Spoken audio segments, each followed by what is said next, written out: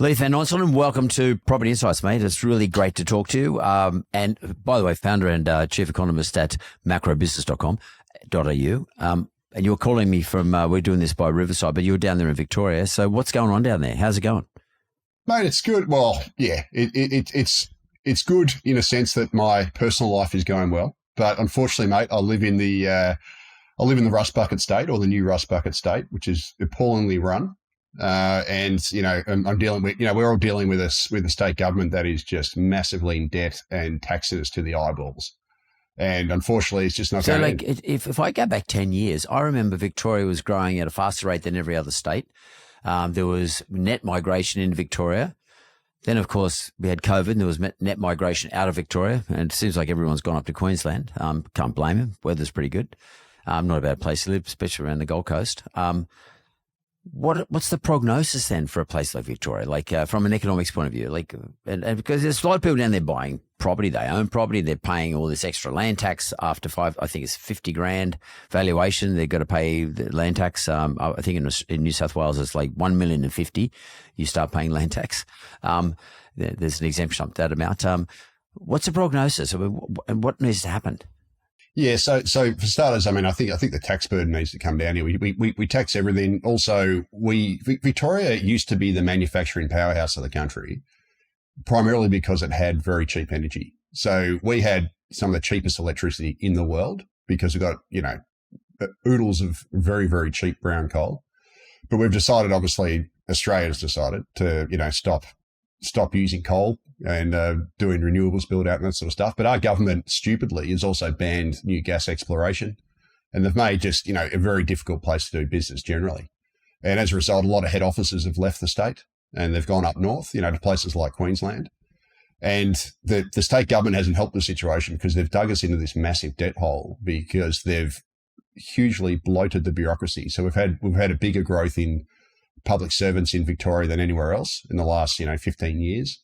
And that's blown out the wage bill, which is their biggest cost. And then we've had a procession of infrastructure projects that have basically been way over time and massively over budget. And that's also dug us into this dead hole. So it's not a great situation. And there isn't really, as I said, there isn't really a sustainable business model down here.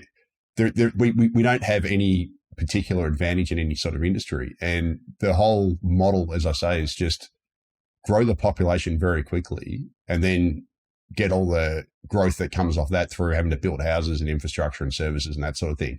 And the parasitic nature of Victoria, you can see in its trade balance.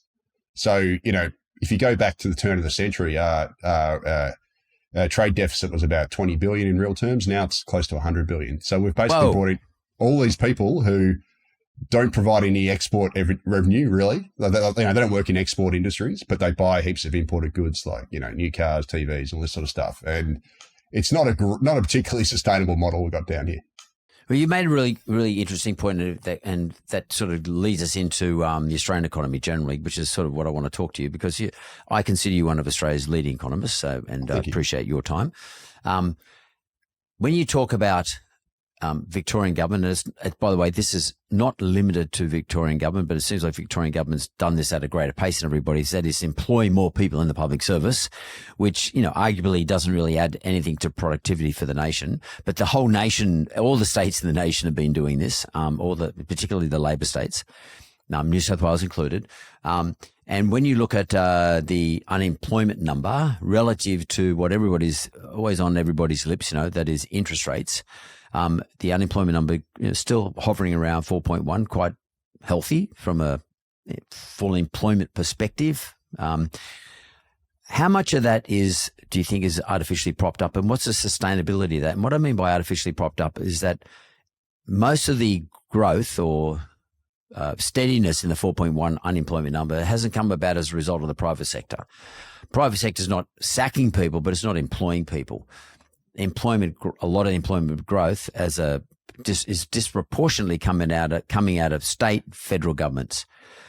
What do you think that means when the Reserve Bank governor looks at that, and what do you think she thinks about, well, should I put interest rates down in the next meeting, which won't be until after the July numbers drop out? Well, honestly, I think you summed that up beautifully. So most of Australia's job growth has come from the non-market sector. So that's basically government, semi-government type jobs. So, they could be private sector employers, but they're relying on government funding. So they're effectively, financed by government. And, so you've got two sectors, the non-market and the market sector. Unfortunately, the market sector job growth has been terrible for several years. And the non-market sector, so the government-aligned sectors, have experienced very, very strong employment growth. And that's mostly to do with the blowout in the NDIS. So I've got this, the National Disability Insurance Scheme. It costs about $50 billion annually, or it's getting up to there. It's projected to grow to about $100 billion in the next, 10 years. So it's a massive, massive amount of money here. And that's basically what's been driving Australia's job growth. It's not particularly sustainable. Obviously, it's funded by taxes. The market sector, i.e. the private sector's, been struggling. And certainly, I think this massive government spending has kept interest rates higher than they would be otherwise. But at the same time, Mark, this week's national accounts, the Q1 national accounts, showed that we've slipped back into a per capita recession. So we've had, it's not technically a recession. We had growth last quarter. You have to have two in a row to have a recession, but it is negative. Yeah, that's right. It is negative. So per capita GDP, so that's your total economic activity when you divide by the population, fell by 0.2% in the March quarter. And that's the 9th fall out of the last 11 quarters. So the overall economy, once you strip out population growth, is in a hole. Most of the growth has been driven, by population growth, obviously, but also by this massive government spending, which is near a record level of GDP. And all that tells you is that the private sector economy is very weak. Now, the total growth of 0.2%, which includes population growth, was actually half of what the Reserve Bank forecast in its May monetary policy statement. And I think because of that, we're very likely to get a rate cut in July, because the economy is far, far weaker than they expected. And in fact, financial markets have now ascribed a 90% chance roughly of a rate cut in July. So they brought their rate cuts forward, and they're expecting 3 more rate cuts this calendar year. So we had one in February, one in May, and they expect 3 more, and an end of year cash rate of 3.1%. So this is great for borrowers. So, yeah, so could you explain though the disconnect or the dysfunction though that comes into my mind when the RBA is talking about what their definition of full employment might be in relation to their modelling could be around an unemployment number of 4.5. The so-called NAIRU. Okay. Yeah. How do you reconcile when they're saying a model that's their model that suggests what is the non-inflationary rate of unemployment? In other words, the rate of employment whereby people in this country won't feel so strong that they can ask for more money. Yeah, that's right. They say it's around 4.5, but it's stubbornly sitting at 4.1, which is, as you say, and as it seems to be the case, most of the employment is coming through the various government initiatives. How does the RBA reconcile that with what you just said then, that growth is pretty poor? In other words, GDP is, whether it's per capita or just GDP, with that, just generally speaking, pretty poor. It's not going anywhere near the forecast. Definitely doesn't go anywhere near what the Reserve Bank was forecasting at one stage 2.8, and what the government forecast for their own budgets at around, I think, 2.8 or something like that, which was a little while ago. How do you reconcile those two? So when does the Reserve Bank say, well, wait a minute, if we put the rates down, maybe we're just going to stimulate the bloody economy again, and people are going to start getting unemployment might drop below 4.1, and wow, we've got a real problem then. Yeah, so that basically we'll call it natural rate of unemployment, just to keep it for lay person. That natural rate of unemployment, which the Reserve Bank, which you mentioned, the Reserve Bank's actually dropped that a fair bit. So in the latest statement of monetary policy, by memory, I'm going off memory here, I think they dropped it to about 2.75%. Oh, wow. So yeah. So they've cut it, and I think that's just based on empirical evidence, right? They're looking at the job market going, hang on, this doesn't really compute. And and there have been other market economists like CBA and others who think it's below 3%.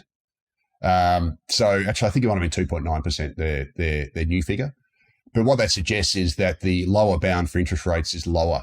So we could, that market forecast for a 3.1% cash rate by the end of the year probably is around about the neutral rate, or it might even be one more rate cut beyond that if you base it on that. So I don't think the RBA is as worried about this unemployment rate now.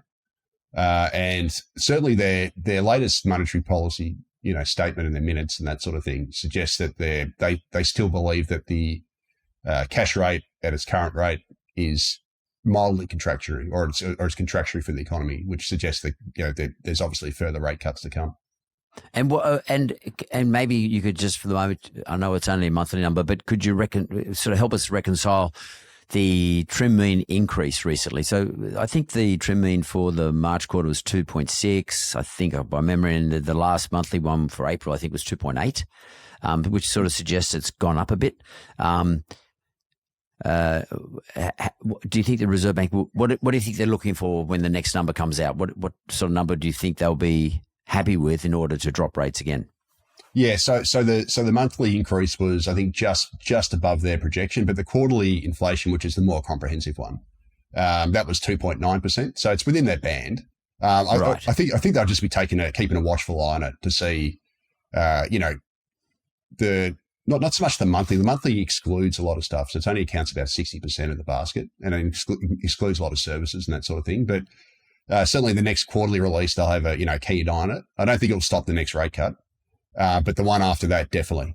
Like it'll be, they'll be very data dependent on the trim mean. So at the moment, it's right sort of at the top of its band. Yeah. It's tracking marginally above their forecast, but not by a lot. And I think they'll just keep a watchful eye on it. It's one of those things they'll be mildly alert to it, but not. It's certainly I think the weak national accounts number is probably more of a concern for them, and obviously external events too, with all the with all the tariffs and how that's going to wash through. So, generally speaking, when we have rate cuts, it's because we've got a problem.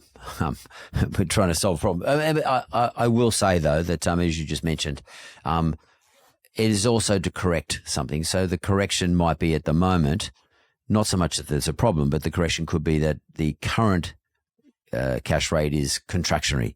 So we'd like to bring it back to neutral. But anything beyond contractionary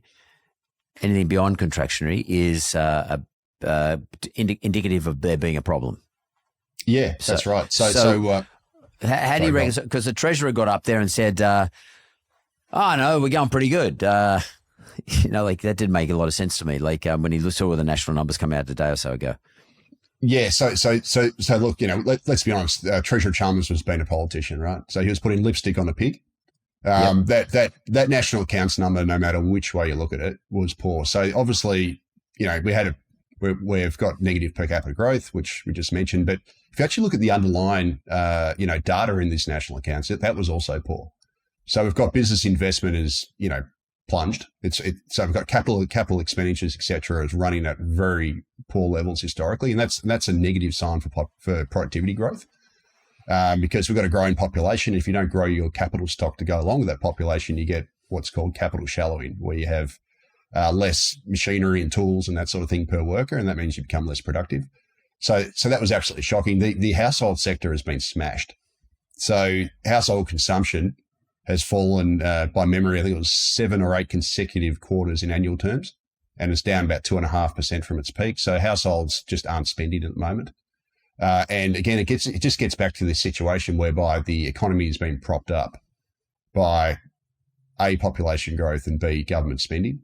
And I think that'll take primacy over most other things in the RBA's thinking. And also, look, from a policy perspective, the government needs to look at that and go, hang on, we can't run an economy on government spending, and we need to fire up the private sector. And again, this weak capex is a red flag, not just to the economy, but to productivity more generally. Because if we don't grow the populations, the capital stock, so talking machinery, tools, that sort of thing, to keep up with the population growth, we're going to have declining productivity. It's as simple as that. Capital deepening has driven most of Australia's productivity growth in the post-war period, since the post-war period. So that's, providing your workers with more tools and equipment to work with, you can get more done. And the last decade or so we haven't grown the capital stock nor the infrastructure stock enough to keep up with population growth. And that's one of the reasons why our productivity stinks.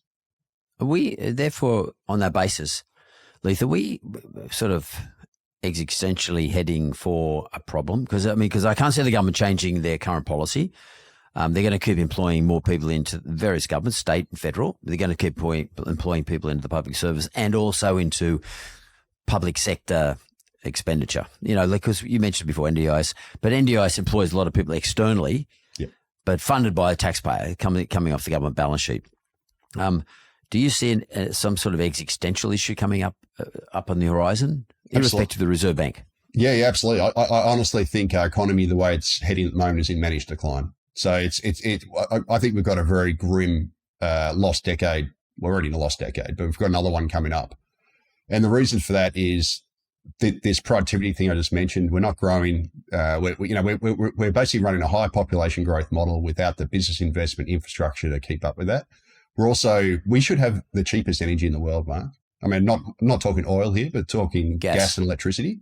We are the second biggest gas exporter in the world. We're the biggest coal exporter in the world.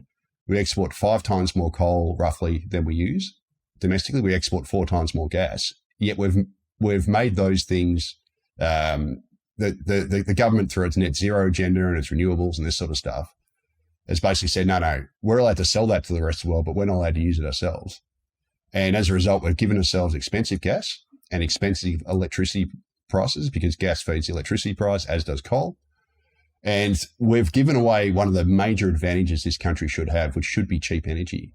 And as a result, our manufacturing industry is contracting at a rate of knots. It already was, but we've added expensive energy into the mix. So we've lost our last major plastics manufacturer, our last architectural glass maker, Oceanic Glass, fertilizer maker, Incitec Pivots, downsized and is, moving on. A whole bunch of other companies, BlueScope, Orica, etc., have all said that these high energy costs are killing them. And if we keep going down this road of basically exporting energy to the rest of the world on the cheap, but denying ourselves that cheap energy, our manufacturing is going to continue to shrink. We're going to have upward pressure on inflation because energy feeds everything, and obviously cost of living crisis. And the end result is we're going to have a less diversified economy and a less industrialized economy. We're going to export our manufacturing off to China at the same time as we sell our coal and gas to China so that China can burn it instead of Australians. This is ridiculous policy. And this all segues onto the fact that, we're facing a commodity price bust or a commodity bust because our major export, iron ore, we're about to have a massive competitor there in Africa, Simandou. So we're going to start a huge competitor iron ore, coal miners open up over there, which is going to eat our lunch there as well. At the same time as China is probably going to build less stuff and is going to need less iron ore.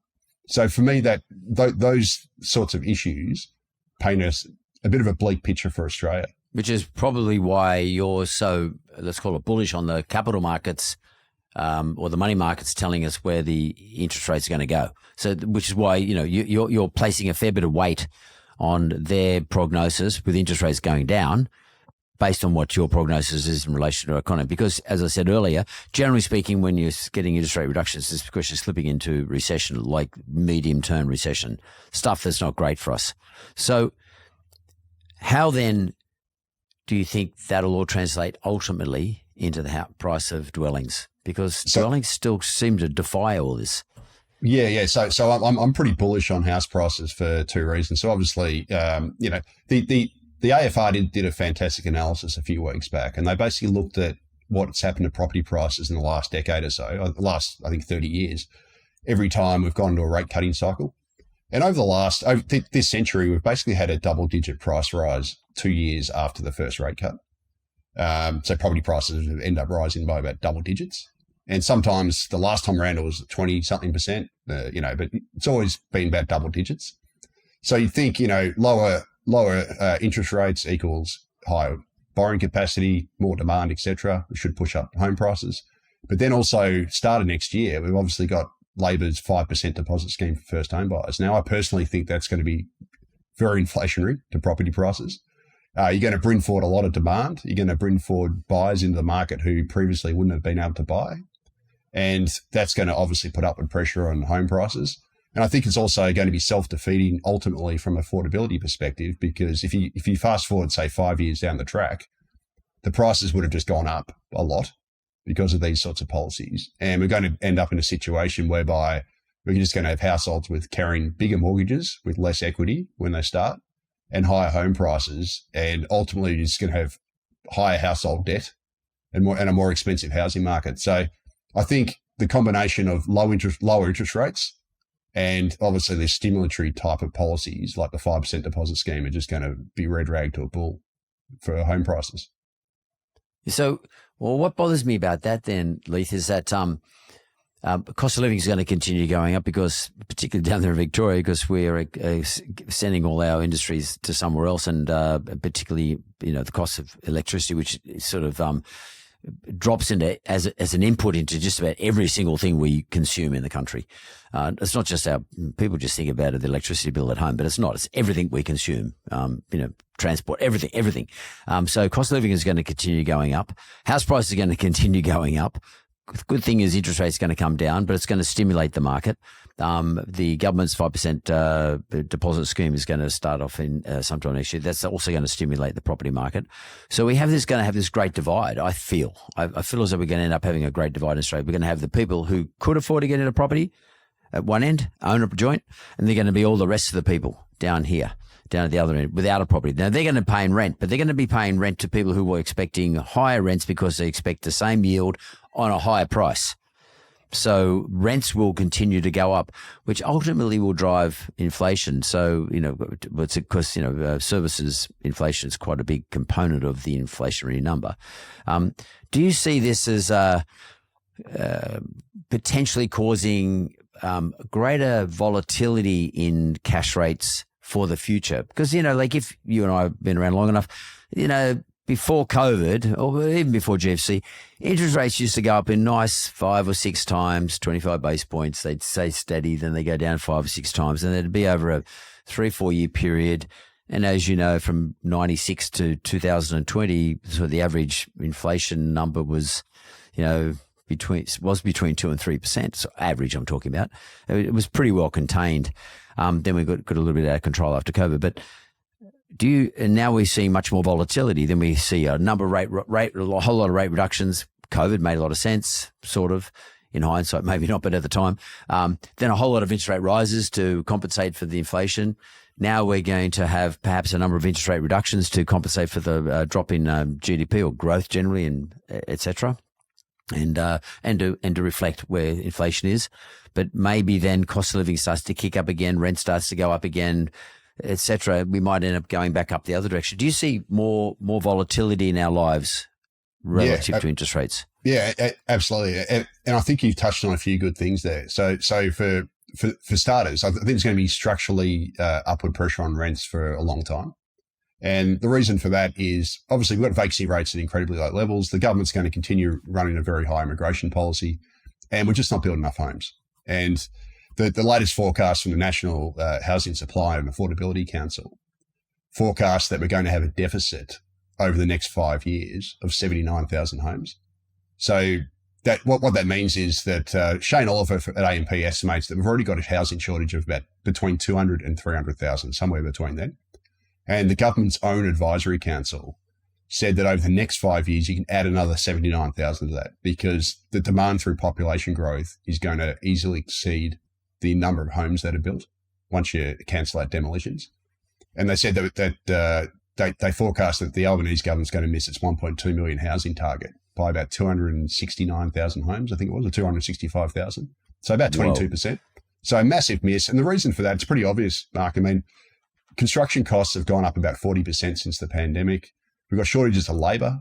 Builders are obviously competing against government big build infrastructure projects and all this other stuff. And we've seen, record numbers of construction firms go under. And then we've also got structurally higher interest rates than we did, say, during the 2015 to 2020 apartment construction boom, which also weighs on construction as well. So we're not going to build enough homes. We're going to maintain this high population growth, which I think is foolish. And as a result, we're going to have an increase in undersupply of homes, and that obviously will feed into rents ultimately. Now, at the moment, rents have stopped rising as quickly, and I think that's because they've hit a bit of an affordability ceiling, whereby if you, at least according to CoreLogic or the Cotality now, rents, that the proportion of income spent on rents at the end of 2024 is at an all-time high. So they've hit a bit of an affordability ceiling, which limits their increase, and also renters are starting to move into shared housing, staying at home for longer, that sort of thing, to try and alleviate the pressure. But ultimately, we're going to have a worsening housing shortage, which means upward pressure on rents. And that also means upward pressure on inflation, because rents are, I think, the second biggest single input into the CPI. It's, very significant. And then heavily weighted. Absolutely. And also housing construction costs are going to be, although they've come off at the moment, if we keep pushing up the price of energy, that's going to drive up construction costs. So we're talking about things like bricks and other inputs into the construction cycle, like anything that's basically made here, built here, that goes into a house, like bricks and that sort of thing, is going to go up in price, because energy is a key input into that, and that'll also feed inflation. So and of course energy prices more generally, which feeds into everything, as you said. So, electricity prices are scheduled to go up. Gas prices, the east coast of Australia is scheduled to start importing gas, stupidly, even though we export nearly 3/4 of it. So Victoria has just approved an LNG import terminal. We've got one which is scheduled to open up in Port Kembla in New South Wales. Probably it was slated for late this year or next year, but once that comes into effect, if it is allowed to come into effect, the East Coast gas price, which is currently around $12 a gigajoule, which is ridiculously high, could go up to $20, because we were paying import parity prices, right? So if that happens, that just means more pressure on manufacturing, higher energy costs. It also means electricity prices will go up, because gas is a key price setter in the wholesale electricity market. And that just means more inflation all around us. So yes, I think in the short term, like the next 12 months, we're going to get rate cuts, but who knows? If you go 24 months ahead, we could have all these cost pressures coming through, and we could see the RBA commits to another tightening cycle. Obviously, could be wrong on that, but there are these sort of long-term structural pressures on inflation through the housing market and through the energy market. So, and sort of you and I better take all sharp objects off the table, but we're getting it's quite sort of a little bit like giving us brain damage, the volatility. And because in 1 minute the Reserve Bank is telling us that things are pretty crap, in a data set, and therefore we better reduce rates, and we're going to continue to reduce these rates to make sure we get ourselves into a stimulatory territory. And then everyone goes out and borrows money because they can borrow more money now, because interest rates, the assessment process means, we assess on the current interest rate. And then this is what happened in 2002 for those people who borrowed in 2001. They were all confronted, 2020, I should say, when those people who borrowed in 2021, those people were all confronted with much higher interest rate all of a sudden. And that puts pressure then on those particular individuals. And, especially if you're borrowing 95%. On that 5% government scheme, it just seems to me that that's all just bad policy, and I don't know how to reverse it. What are your thoughts? I mean, did government talk to you at Macro Business? Do you guys ever get consulted? Mate, they hate us. So I'll be honest. As you know, I'm a bit. I throw a bit of shade at policymakers. So as a result, they tend not to talk to me, which is fine. But honestly, I'll be honest, the single best thing the federal government could do to alleviate the housing crisis is to dramatically cut immigration. And it's there in black and white in the National Housing Supply and Affordability Council's report, right? So I mentioned that they forecast a 79,000, undersupply over the next 5 years. In their own sensitivity analysis, which is buried right at the back of the report, they actually state that if population growth is just 15% less than what's forecast, and their forecasts are based on the Centre for Populations, which is basically what's in the budget. But if it's just 15% less, instead of having a 79,000 shortage of homes over the next 5 years, we'd actually have a 40,000 surplus. Right. Wow. So that's a massive difference. And all that tells you, Mark, is that if you want to solve the undersupply problem, merely cut immigration. Right. So reduce the population growth to a level that is commensurate with the nation's ability to build housing infrastructure. And let's face it, we haven't done that for 20 years. We haven't built enough housing nor infrastructure. since we started this Big Australia policy. But if we do that, you're going to have enough housing supply. Supply will outrun demand, and that'll push downward pressure on rents and also property, house prices. But we have a twin crisis at the moment in that rental affordability is, according to Cotality at least, is at an all-time low, and actual housing affordability before the rate cuts, mortgage affordability, I should call it, was at an all-time low at the end of 2024. It's obviously improved a bit now with rate cuts, but both of them are structurally very poor. And you actually solve both problems by cutting immigration. I'll tell you why it's so important. It's especially important for first home buyers because before you buy a home, you tend to rent. And if you can cut immigration, you reduce rents directly or rental growth directly, which then makes it easier to save a deposit because you're not paying so much on rent. And then not just that, it also will limit the upward pressure on home prices by having low immigration. So you win twice. You pay less rent while you're saving a deposit, and then you pay less for your home.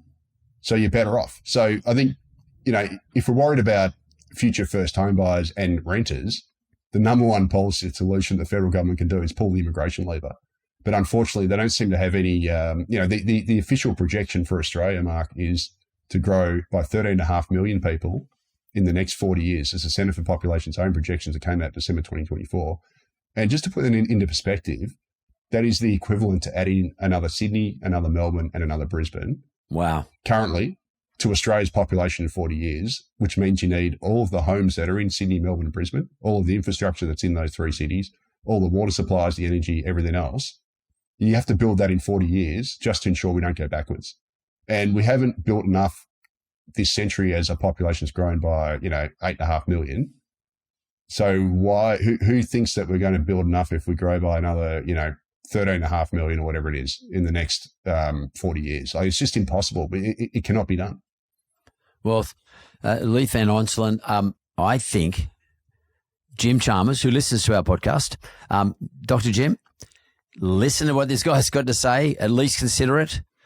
Jim, you're always invited to come on the show. I know you probably won't, but because there's no election coming up, but you're always invited to come onto the show and actually defend your position and tell me what you think of what Leith's been saying. Because to me, what you're saying, Leith, makes absolute sense. It's very logical. It's not controversial. You're not saying stop people coming into our country. You're just saying reduce by 15%. And we might be able to achieve some of the affordability, housing affordability, or more importantly, housing supply numbers that we need to produce. Thanks very much, Leith. I really appreciate it. It is controversial, mate, but that's what it's all about. You say what you think, and you're a good straight talker, mate. Appreciate it. Thanks, Mark. Appreciate it.